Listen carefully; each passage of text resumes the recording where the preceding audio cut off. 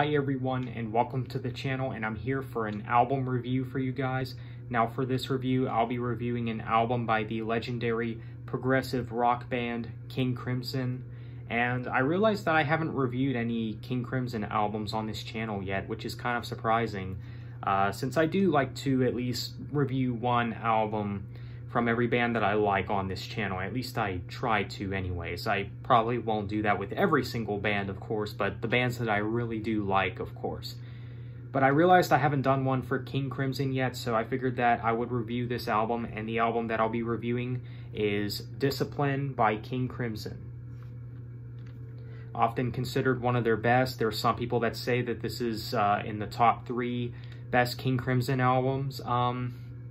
Is that something that I can agree with? Well, you guys know that I did do a King Crimson ranking, and I'm honestly not sure if that ranking would be necessarily as valid these days, because I would probably have this album a little bit higher these days in my ranking. This album is the best of King Crimson's 80s work for sure.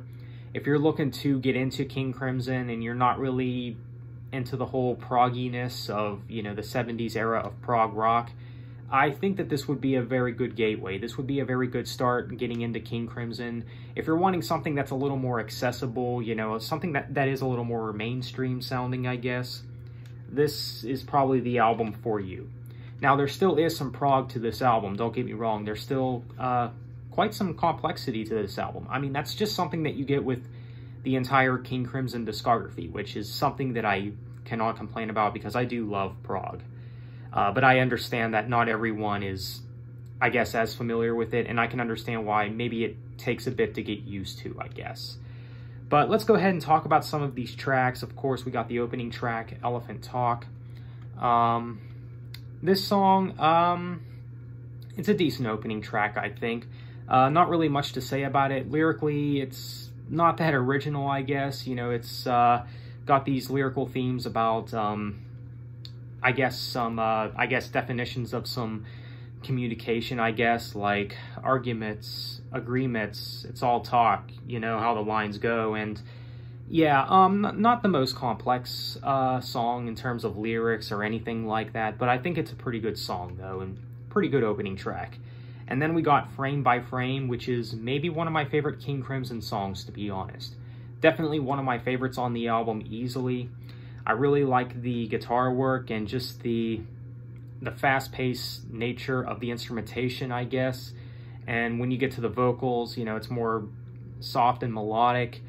The guitar work, to me, is really the thing that stands out in this song. I think it's really well done, and definitely one of the more accessible songs on the album, at least I think.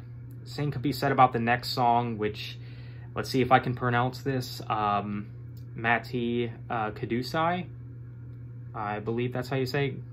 But yeah, another one of my favorites on the album for sure, especially with the vocal melodies in the song. Very well done, of course, and the same could be said about the instrumentation. Very intriguing to listen to. Again, another more accessible sounding track. And then you got In Discipline, which is just an interlude, I believe. There is a lot of that in this album. You know, you do get some moments of, like, spoken word passages and instrumentals. And, you know, King Crimson, they're very, I guess, well known for their instrumentals. But you know what? They do a fantastic job in instrumentals, so there's really nothing to complain about. But yeah, and then the Lahan Jinjit, or whatever it's called, I hope I pronounced that correctly. That's maybe another favorite of mine on the album. Another song that's I find very intriguing with the instrumentation and everything, and this is another song that lyrically not that complex or, you know, that original, I guess. This is a song that also has some spoken word passages to it, if I'm not mistaken, but I think all in all, it's a really good one, I think. And then the last 2 tracks on the album are instrumentals, the Sheltering Sky and Discipline. Now, of the 2 instrumentals, I probably do prefer the Sheltering Sky. This instrumental, I think, is pretty unique in some way. It's very dramatic, just the way it sounds and everything, and I think it's really well made. And the closing track, Discipline, the other instrumental, it's not bad, I think. This instrumental, there's not really much to say about it, but I do think it's good though. Now there is an alternative, I should say, version of Mati Kadusai, or whatever it's called. Again, I think this one's also very good. I mean, it's, again, an alternative version to one of my favorites on the album. So, again, can't really complain about it that much. I think it's really good overall. So, Discipline by King Crimson. I do think it's a very strong album. So, if you have not checked out this album yet, please do yourself a favor and check it out. If I were to give this album a score, I'd probably give it probably a 9 out of 10. I think it's a very strong album, so yeah, definitely a great album. So that's my review for King Crimson's album Discipline.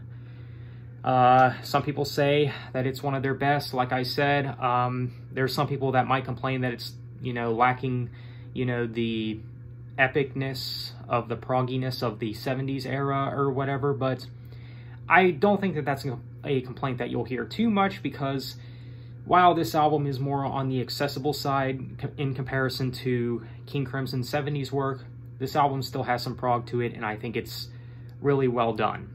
And I think it's a great album. So that's my review. Let me know what you guys think. So with that being said, thanks for watching. Have a nice day, and take care.